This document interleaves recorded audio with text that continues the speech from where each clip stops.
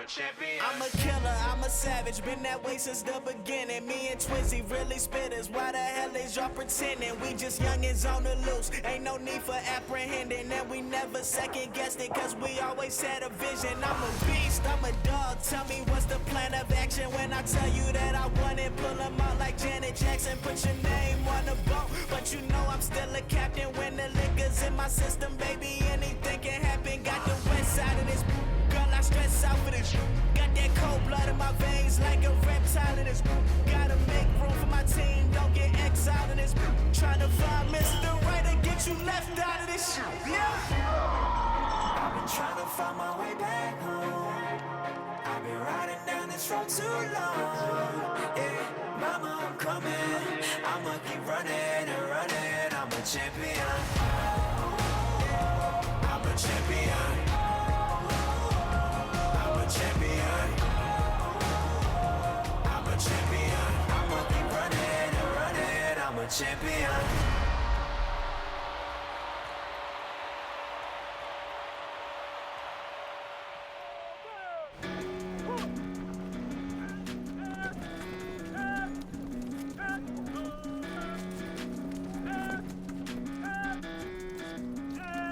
So he stabs, I step in the same way.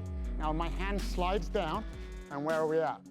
I've been teaching fighting techniques to government agencies for more than 15 years, including the US Marines, US Marshals, US SWAT teams, and US Navy SEALs. He's gonna stab me. I go here, and then I go here, and then I could go here or here. Nearly all the techniques I teach are banned in the sport of mixed martial arts.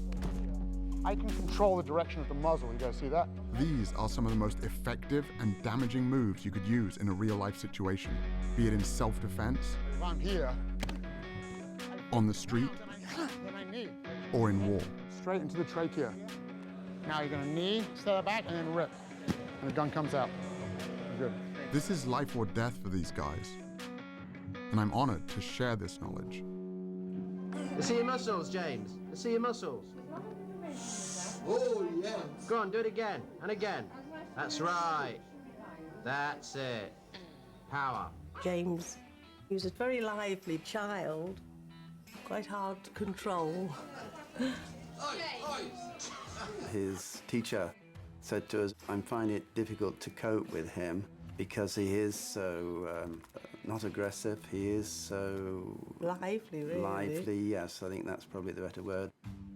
So I took him to one of the training sessions of Kyokushinkai, which is a very hard style of karate. It's a bit more controlled and structured.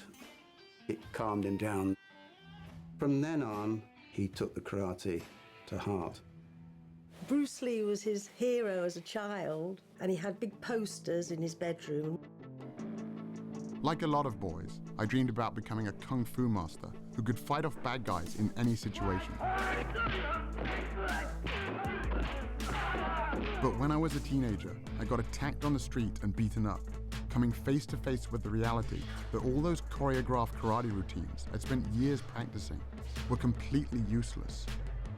Then I found out that the same thing happened to Bruce Lee when he was my age, launching him on a quest, the search for truth in combat. Lee went on to study a wide range of martial arts, taking only the best parts of each discipline.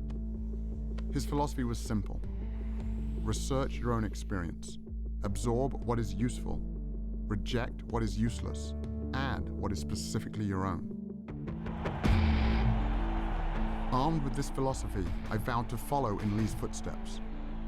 15 years and 5 black belts later, I was given the opportunity to put my training to the test. Good combination by Wilks. Johnson trying to fight back, though. Nice knees by Wilks. Johnson is in trouble attacking. One hook in, and he's got the choke. He's got one arm across. Gets up and around now. He's got a tap. Wilks is the ultimate fighter. With seconds to go. Outstanding performance by James Wilks. James Wilks from Leicester, England, is the ultimate fighter. Then, I got injured. I was sparring with a future heavyweight champion and tore ligaments in both of my knees. Unable to teach or train for at least 6 months, I spent more than 1,000 hours studying peer-reviewed science on recovery and nutrition, looking for any advantage I could find to get back on track as quickly as possible. That's when I stumbled across a study about the Roman gladiators. The gladiator graveyard from Ephesus is the only one with a significant number of individuals buried there. Archaeologists recovered the remains of at least 68 gladiators.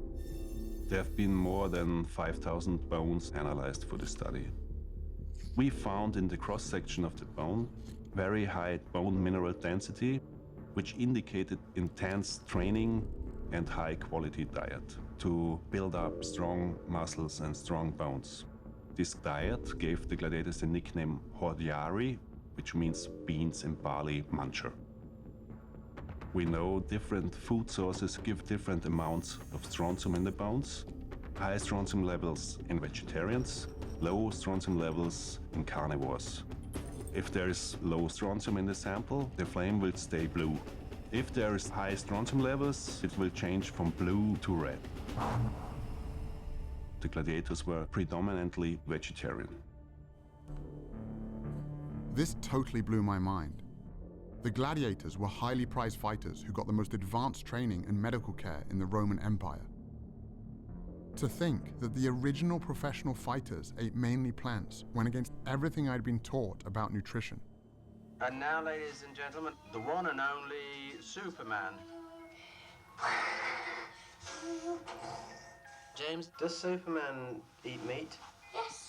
He does? Yeah. Oh.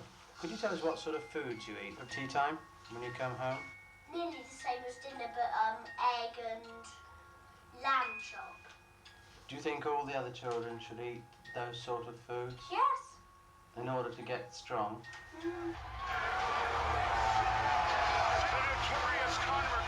Even in the UFC, this idea that meat makes you tough had become a focal point for one of the most anticipated fights in the history of the sport, between Conor McGregor, the world champion in 2 different weight classes, and Nate Diaz, who accepted the fight with only 11 days' notice after McGregor's original opponent pulled out.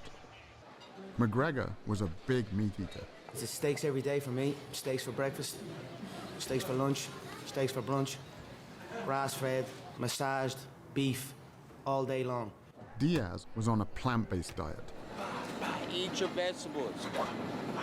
And McGregor had a field day with it. This man, let's see, can he fight? I'm a lion in there. Your little gazelle friends are gonna be staring through the cage, looking at your carcass getting eaten alive.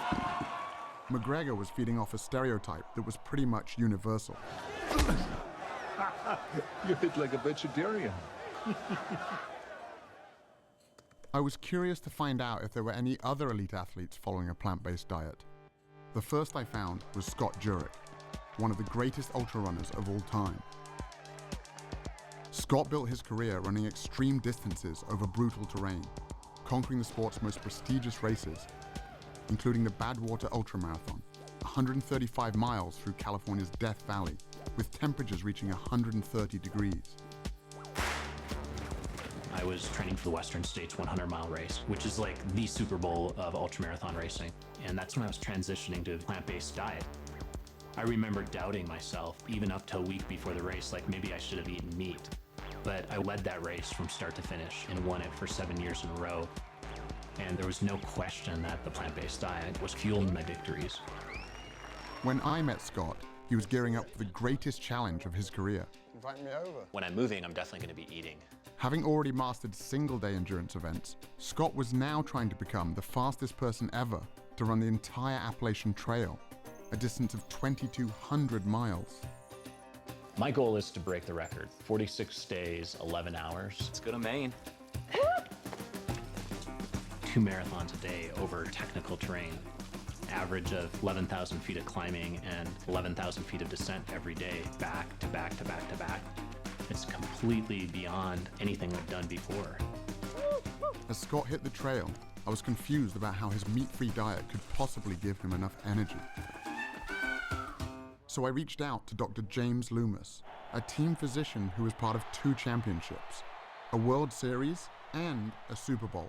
What I found in the locker room was some pretty outdated ideas about nutrition. You would go to a pre-game dinner with the football team and you would see this spread.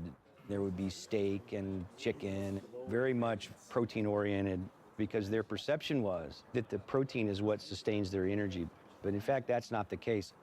The actual energy for exercise comes mainly from carbohydrates in the form of glycogen that we store in our muscles. And when we sacrifice those carbohydrate calories for protein calories in our diet, what ends up happening is you will develop really chronic carbohydrate or glycogen depletion. And what does that lead to? Well, it leads to chronic fatigue and loss of stamina. I wanted to know how this whole meat gives you energy thing got started, and traced it back to the 1800s when a famous German chemist hypothesized that muscular energy came from animal protein and that vegetarians were incapable of prolonged exercise. Liebig's beliefs were so widely accepted that they even inspired the USDA's first protein recommendations. By the time science proved his theory false with the discovery that hardworking muscles run primarily on the carbohydrates found in plants, it was too late. People all around the world had already bought into Liebig's ideas about meat and energy. But not everyone was convinced. As early as 1908, plant-based athletes were starting to claim their first Olympic golds. Are you still sticking to your vegetarian diet, Mary? Very rigidly, yes. And do you find that's a benefit to you, do you? Greatly, or I wouldn't do it. Winning the gold medal. Lewis gets it, and it's a new world record as well. I changed my diet to a vegan diet, and I set all of my personal bests at 30 years old. The oldest man ever to win a world or Olympic medal. And there were current Olympians too. Morgan Mitchell is the two-time Australian 400-meter champion. Here comes Morgan Mitchell. Champion, this is very, very fast. It's tough, the 400, I won't lie. The first 200 is pure speed, and then the last 200, it shows who's got that speed endurance training in their legs. And obviously the last 50, you've just got to pray because lactic is hitting hard. You need to be able to hold that endurance. She also represented Australia at the 2016 Summer Olympics. A lot of people had doubted me when I first became vegan, but my energy levels increased incredibly. And my iron, my B12, everything that people said would become deficient were amazing. I thought, I'm going to make sure I'm beating them all on the track. I mean, we're all friends, but it was pretty cool to finish my Australian domestic season undefeated. And to win the Nationals was obviously that little cherry on top. Morgan Mitchell, she's tearing away from the field. There was also Dotsie Bausch, an 8-time USA national cycling champion and 2-time Pan American gold medalist. My event in track cycling requires a massive amount of explosive power. Let's go, ladies. Go, go. First of all, we have to get off the line, and we're starting from a dead start with one gear.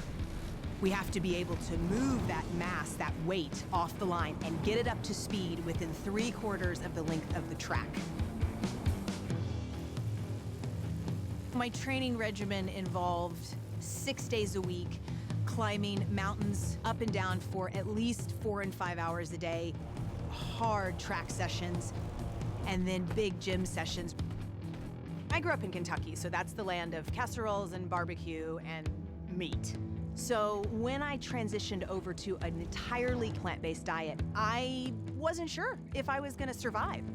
And I actually became like a machine. I got up from being able to move about 300 pounds on the inverted leg sled to moving 585 pounds, 60 reps, times 5 sets. To move that kind of weight, you need more than just energy. You also need strength. In other words, protein. I just couldn't believe that Dotsie, or anyone for that matter, could get enough protein eating only plants. I think one of the biggest misconceptions in sports nutrition is that we have to have animal protein, and in particular meat, to get big and strong and perform at a high level. That's just clearly not true.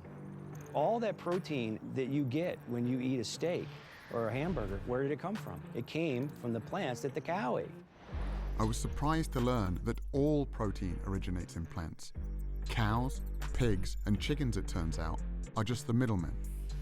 In fact, the largest study to compare the nutrient intake of meat eaters with plant eaters showed that the average plant eater not only gets enough protein, but 70% more than they need. Even meat eaters like me get roughly half of their protein from plants. But athletes need more protein than most people do. So I crunched the numbers from the study and realized that based on the amount of calories I was eating, I'd still be getting more than enough protein to build and maintain muscle. For example, 1 cup of cooked lentils or a peanut butter sandwich has about as much protein as 3 ounces of beef or 3 large eggs. But what about the quality of the protein? I'd always heard that plant-based protein was inferior. Proteins are strings of amino acids, and there's some amino acids our bodies can't make. Those are the essential amino acids. So we have to get them from food. And one of the arguments about animal-based proteins being superior is that plant-based proteins aren't complete, so you're not going to get all the amino acids, and that's a fallacy as well. Again, I was surprised to discover that every single plant contains all the essential amino acids in varying proportions. And when it comes to gaining strength and muscle mass, research comparing plant and animal protein has shown that as long as the proper amount of amino acids are consumed, the source is irrelevant. This all sounded great in theory, but all the athletes I'd met so far were pretty lean. If getting lots of protein without animal foods really wasn't an issue, where were all the big guys?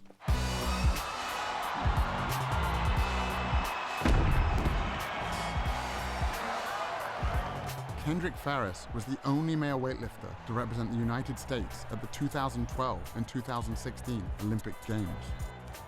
Olympic-style weightlifting is going from the ground to overhead in 1 or 2 explosive movements, the most explosive movements that can be done.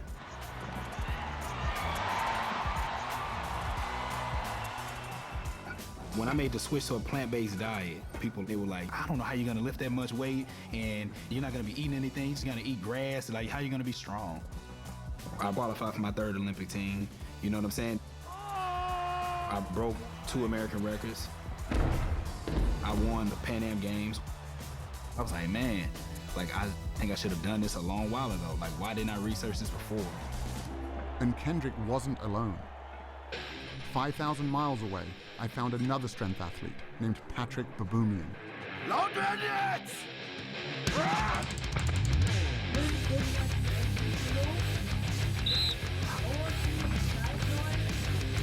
Patrick is one of the strongest men on the planet, with multiple world records, including the front hold, the keg lift, and the log lift.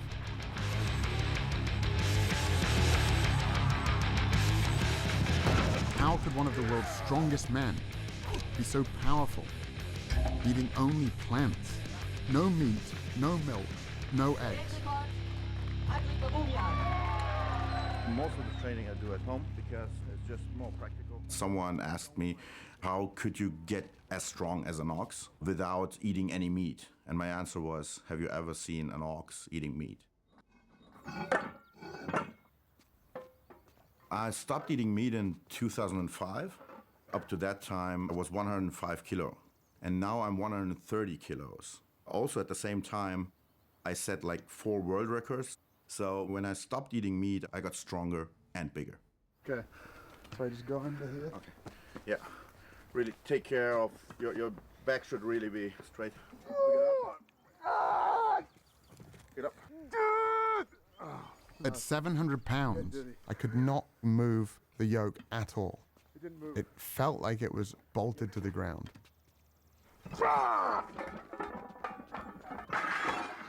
And that was just his warm-up weight. It's hard to fathom how strong Patrick really is. It's almost superhuman.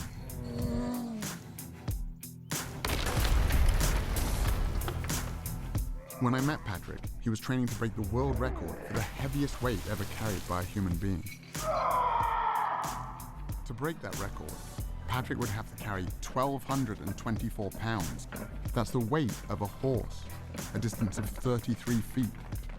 The thing with the yoke is, if you really, really go insane with the weight, when you do a step and all the weight is on one leg, it sometimes feels like your bones could just break. It's probably one of the most terrifying things that we do at strongman events.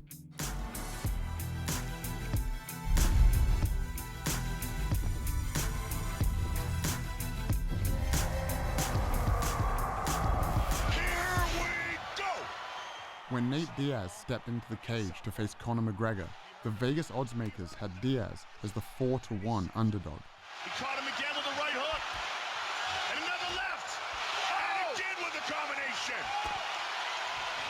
Wilks trying to finish with a submission. He's got it! That's it! He's got the choke! He's done it! Diaz beats Conor McGregor! Oh my goodness! Nate Diaz, you just shook up the world. How's that feel? Hey, I'm not surprised, motherfuckers. It's a bitter pill to swallow. It was simply a battle of energy in there, and he got the better of that, so. 9 days out from the fight, I started eating 2 steaks a day, and it just came back to bite me on the ass, you know?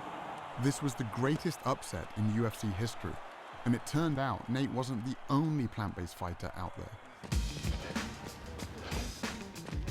I stopped eating meat probably like around the end of 2012. I grew up not even knowing about half of these other vegetables. Asparagus to me just came out like 5 years ago. You know what I'm saying? It's just like, as a kid, it was like, asparagus, we ain't never see that. I'm like, what's that? Bryant Jennings is a heavyweight title contender, best known for going the distance with Vladimir Klitschko, one of the greatest boxing champions of all time. My early years growing up in Philly, the only thing we knew was spinach in a can, collard greens, and Popeyes, KFC, everybody frying chicken. Most people say, oh, where do you get your protein? As if everybody that's in KFC is looking at the back of a bucket, like, yeah, how much protein is, y'all don't know. So y'all really don't know what y'all eating. I'd never really thought about it like that before. What else was in the food I was eating? An experiment to help answer that question was being conducted by Dr. Robert Vogel, co-chair of the NFL's subcommittee on cardiovascular health. What you eat immediately before an athletic endeavor really can have major impact on how you perform. There's a direct correlation between a meal and endothelial function. The endothelium is the lining of blood vessels. It regulates blood flow throughout the body. It knows that a particular muscle group or organ needs more blood flow, and it dilates, it opens up. When the endothelium is impaired, it cannot open up. It cannot allow blood flow to increase as much, and therefore impairs athletic performance. The test subjects were 3 football players from the Miami Dolphins, defensive back Michael Thomas, and wide receivers Griff Whalen and Kenny Stills. For the touchdown, Kenny Stills. Today, we're going to be feeding them 3 burrito breakfasts with a lot of protein. 2 of them have sources of animal-based protein and fat. One is from beef, one is from chicken. Third is a plant-based burrito, which has beans in it. So the protein and the fat came from a plant-based source. Tomorrow, we're going to feed them all bean burritos. We're looking at the impact of eating a different meal on the same people. All right, here's the beef. Thank you. Chicken here, and I have a plant-based one here as well. Thank you. Griff has been plant-based for 4 years, so he got bean burritos on both days. On away games, we always eat fried chicken, we eat Popeyes. I love fried chicken, I love Popeyes, and I'm gonna eat Popeyes every time.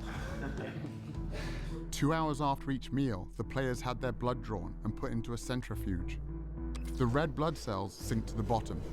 An amber-colored fluid called plasma rises to the top. If the plasma is see-through, it means there's not much fat in the blood, and the endothelium is likely functioning well. Michael, today's blood and yesterday's blood. This is a plant burrito. This is a meat burrito. Look at the difference it makes in what circulates in your bloodstream. Cloudy. Cloudy. And that's on top is the fat circulating in your blood from the meat burrito. Gotcha. Griff, you're the vegan. Here's your blood from today and your blood from yesterday. Nice and clear, both of them. So the fat from the avocado doesn't have that kind of effect? That's right. Kenny, you're the fried chicken guy. You want to see your chicken? There it is. Yeah, it's pretty gross to see. Sources of animal-based protein and fat have a tremendous impact on endothelial function. That lasts for 6 or 7 hours after you eat. So if you have bacon and eggs for breakfast, a hamburger for lunch, and a steak for dinner, this is going on all day long. Your blood is always cloudy, and the ability to operate at your best is always impaired. Damn. I guess I won't be eating my fried chicken no more. Dr. Vogel's experiment was backed up by numerous studies measuring how a single animal-based meal can impair blood flow. I also found a large body of research showing that plants have the opposite effect, improving endothelial function and increasing blood flow.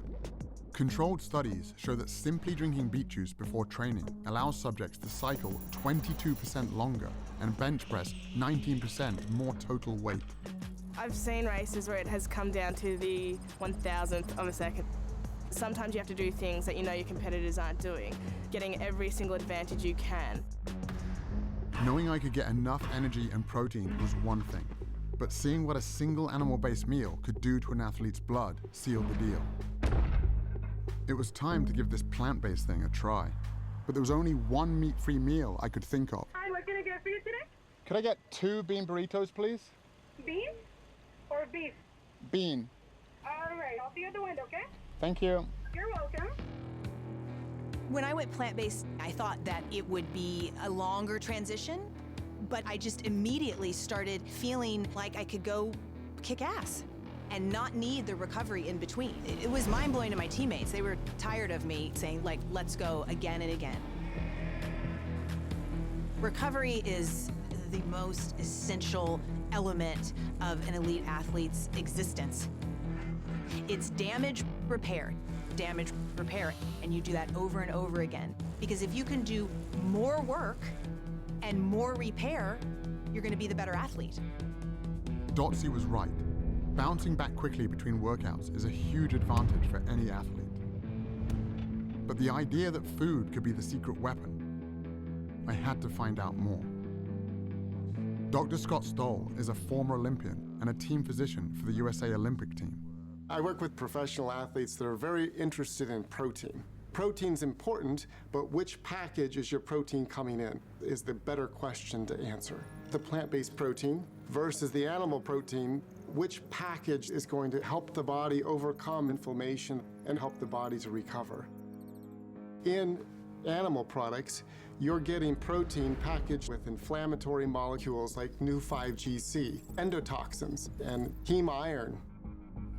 When we consume animal products, it also changes the microbiome, the bacteria that live in our gut. And the bacterial species that have been shown to promote inflammation overgrow and begin to produce inflammatory mediators like TMAO. The study that showed that a single hamburger impairs blood flow also showed that it can increase measures of inflammation by 70%. In the arteries, inflammation reduces blood flow. In muscles and joints, it can increase soreness and delay recovery. In plant-based protein, you're getting protein that's packaged with antioxidants, phytochemicals, minerals, and vitamins that are going to reduce inflammation, optimize the microbiome, optimize blood supply, and optimize your body's performance. The antioxidants Dr. Stoll was talking about are found almost entirely in plants, which have, on average, 64 times the antioxidant content of animal foods. Even iceberg lettuce has more antioxidants than salmon or eggs. As a result, switching to a plant-based diet can help reduce measures of inflammation by 29% in just 3 weeks. I was about ready to retire, as I should have been, because I'm like 35 at that time. But I just kept getting better, and so they had to take me to the Olympics. We were complete underdogs as Team USA. In our semifinal ride against Australia, we were down by 1.7 seconds. No one's ever come back in team pursuit from a deficit that large. And we beat them on the line by 8/100ths of a second.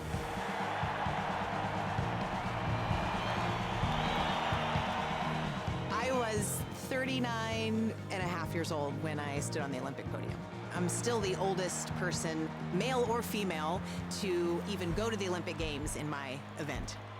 My diet was the most powerful aspect to me being able to perform and produce for the U.S. team at the Olympic Games.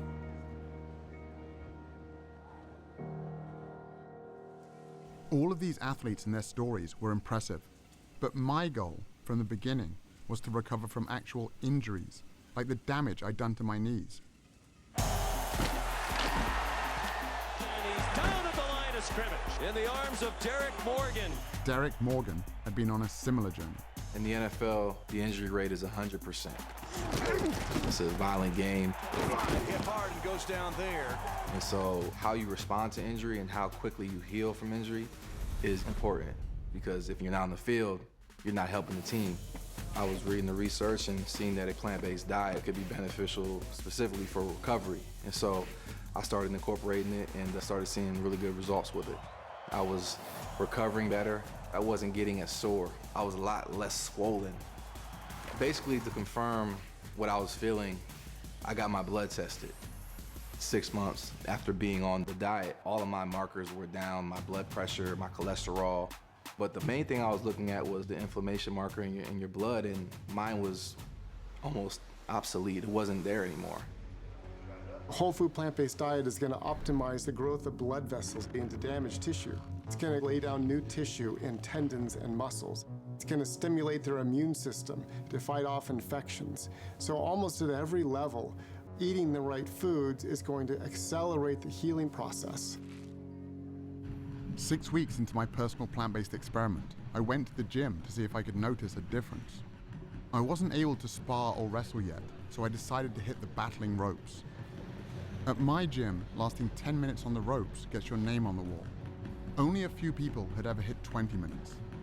Even at the peak of my conditioning, the most I'd ever got was 8 minutes. James, keep it going. But on this day, I hit 10 minutes easily. Then I hit 20, 30. You're at 45 minutes. I thought, holy shit, I'm gonna do an hour. I went past the hour mark by about 1 minute and just thought, all right, that'll do. I can't believe you just did that, man. The only thing that had changed was my diet. I couldn't get going. Yeah, That's way over the record, right? Yeah. Freaking hour. When I was growing up, the toughest guy in the world to me was my dad. He taught me the value of self-defense and was always there to help me when I got into trouble. But now, he was the one who needed help. So you had a heart attack? Correct. Had you had much in the way of symptoms prior to this episode? No, never before. After my dad got out of the hospital following emergency heart surgery, we got on a Skype call with Dr. Esselstyn, an internationally renowned heart disease researcher from the Cleveland Clinic. Always been, I think, very fit. So somewhat of a surprise. Well, no, not a surprise. In all of Western civilization, there is nothing more common than coronary artery heart disease. And that is because of the foods that most people eat every day. Do you happen to recall into which of your arteries did they place the stent? Was it into the left anterior descending or the right? After seeing how much a single animal-based meal can affect healthy young athletes, I couldn't help but wonder what a lifetime of these foods might have done to my father's heart. In all of our studies, we found the same thing. These same biological mechanisms that affect performance also affect our health. Chronic inflammation, oxidative stress, and endothelial function. When you eat animal products, you start to form plaques in the coronary arteries. Plaque formation in the arteries doesn't just limit the function of the arteries, it can also block the blood flow. And that's when the heart starts to have some real problems keeping up with the demands of the body. In terms of heart disease, oftentimes there's confusion. People think that, well, I don't eat red meat, so I'm okay. We know that it's more complicated than that. It's not just red meat. It's not just the fat. For nearly 50 years, we were told that the primary cause of heart disease was saturated fat and cholesterol, and that leaner meats, lower fat dairy products, and egg whites were the solution. But the research now shows that the other inflammatory compounds in animal foods, like those that can impair athletic recovery, also play a significant role in the development of heart disease. We're going to do a whole lot better by just getting rid of the animal products. And there are really good biochemical reasons for that. Heme iron is one of them, for example.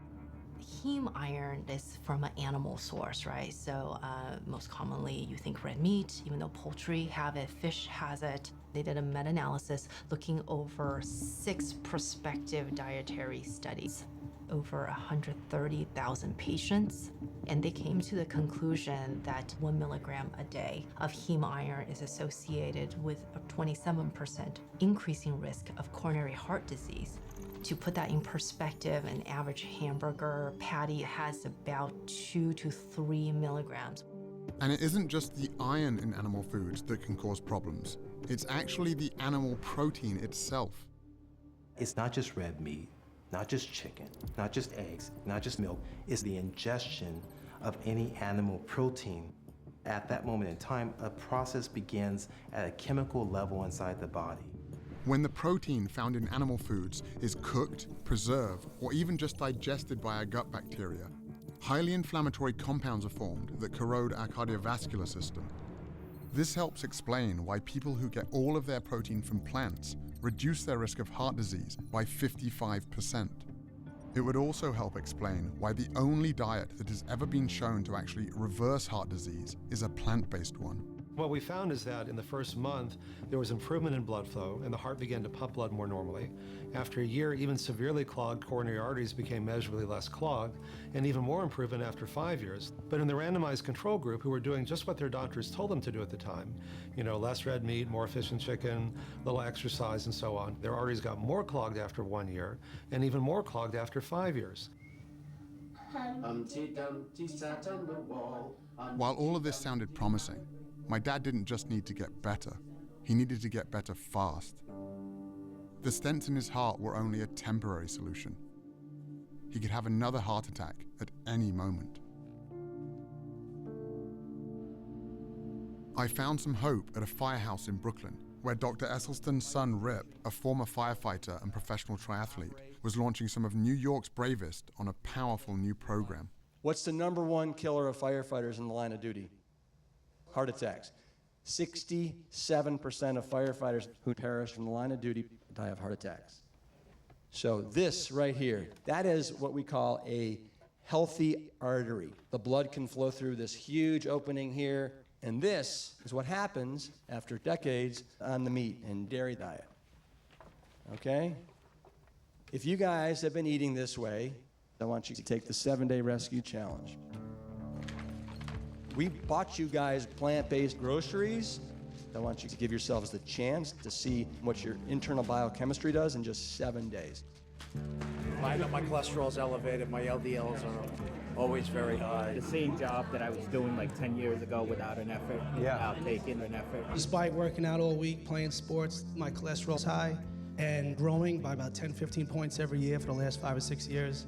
I realized a couple salads a week, it doesn't really cut it. I got 2 kids, so hopefully I'll feel better, have more energy, and add some years to my life. I went to see if I could get my dad to make these same changes to his diet as soon as possible. Well, what are you suggesting? Well, let's do the shopping. Tomatoes, cucumber, we have hummus dips, blueberries. But my dad can be a little stubborn, soya yogurt, and that's about it, I think. so I wasn't feeling that hopeful. We'll just drink tea. I come from a town called Melton Mowbray, known in England as the rural capital of food. It's the home of Stilton cheese and the world-famous Melton Mowbray pork pie. The pace of change here is very slow. And my dad, like most of us, is a product of where he grew up. I just couldn't imagine someone as set in his ways as my father making such a big switch. On the top there was another 20 quid. He was 50 quid a lot. Until I got home and went back to the gym. Here. I've spent years working out with Lucius Smith. He was a cornerback in the NFL, has a black belt in jiu-jitsu, and was my strength and conditioning coach. That's it. More arms. I told Lou about the research I'd been doing and what happened to my dad. and he'd never mentioned this before, and he said, "I've been on a plant-based diet for almost 10 years. Lou is 60 years old, not far off my father's age. Most guys my age can't keep up with the grandchildren. My grandchildren can't keep up with me. When I went from an animal-based diet to a plant-based diet, my blood pressure went down to like 110/70. My heart rate, sometimes it's been under 50, like 48, 47. I'm more focused, I'm more relaxed, and I noticed that I have a lot more energy because of the plant-based diet. Come on, man, come on. People in their 20s, they come in here. We do a workout. I sustain the workout a lot easier than they do. We can come in here and do 800. Listen to what I just said. 800 kettlebell swings and snatches in one workout. They can't make it. I'm not kidding you. They can't hang, man, I'm telling you. They can't hang. There was another guy my dad's age who had also made a big change. I ate a lot of meat. I ate my 10, 15 eggs a day. And, I had my 250 grams of protein a day because I weighed 250 pounds. One and only Arnold Schwarzenegger. But as I got older and as I started reading up on it, I recognized the fact that you really don't have to get your protein from meat or from animals, as far as that goes. So we started going more in a direction of a vegetarian kind of a diet. Now we're doing it the right way, with the right spices. All of a sudden, I love it much more than the meat. And, the cholesterol went down to around 109. It was the lowest that it ever was in my entire life, at almost 69. What we eat has a major impact on our health and our well-being in every way we can measure. People who eat a diet that's high in animal protein have a 75% increased risk of premature death from all causes, and a 400% to 500% increased risk of death from most forms of cancer, prostate, breast, colon cancer, as well as type 2 diabetes. The amino acids that come from animal sources tend to make our cells rev up and multiply faster. For example, there is accumulating evidence that high consumption of proteins from dairy sources is related to a higher risk of prostate cancer. That chain of cancer causation actually seems pretty clear. Cancer has been linked to other animal foods as well. Research funded by the National Cancer Institute found that vegetarians who add 1 or more servings per week of white meat like chicken or fish more than triple their risk of colon cancer. So it's not one set of dietary guidelines for improving your performance as an athlete, another one for reversing heart disease, a different one for reversing diabetes, a different one for reversing prostate cancer. It's the same for all of them. As groundbreaking as all of this nutritional science was, I also found it really confusing. How could meat be so bad for us if that's what our ancestors were supposedly built to eat? When we think about the diet of early humans, we're often drawn to thinking about meat, but plant foods were more important than the archaeological record gives credit for. The food that could be relied on wherever you were was the plant food. The popular perception of what early humans ate dates back to the 1930s and 1940s, when there was some amazing finds of early human ancestors, animal bones and tools that very much look like they may have been used to butcher and maim those animals. So very early on, we had this notion that meat had a disproportionately larger role in the diet of early human ancestors than it actually did. The bias in the archaeological record towards stone and bone preservation over things like plants has led to a very skewed view. If we look at deep time, bones and stone tools preserve very well, but plants decay very rapidly. What's exciting, though, is in the last decade, we've started to realize microscopic fossils of plants do preserve quite well. And so we're revisiting some of these earlier Paleolithic sites and finding abundant evidence of plants. Advanced technologies, like those used to analyze the gladiator bones, have allowed scientists to take a closer look at the tools, bones, and teeth of our ancestors, leading to the discovery that early humans ate mostly plants. And the reason for this is actually quite simple. Humans do not have any specialized genetic, anatomical, or physiological adaptations to meat consumption. By contrast, we have many adaptations to plant consumption. We have longer digestive tracts than do carnivores, and this allows humans to digest plants and fibers that require longer processing time.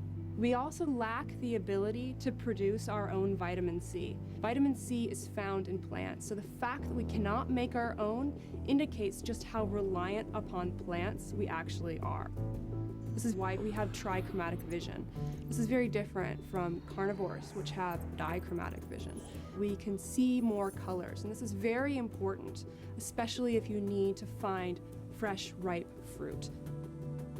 We have a brain that just is desperate for glucose. It's such a fussy organ. That's the only thing it really takes in for energy. Well, meat's not a very good source of glucose. To have a big brain like this, you need to eat something different. And the most efficient way to get glucose is to eat carbohydrates. But what about our teeth? Aren't they proof that we're built to eat meat?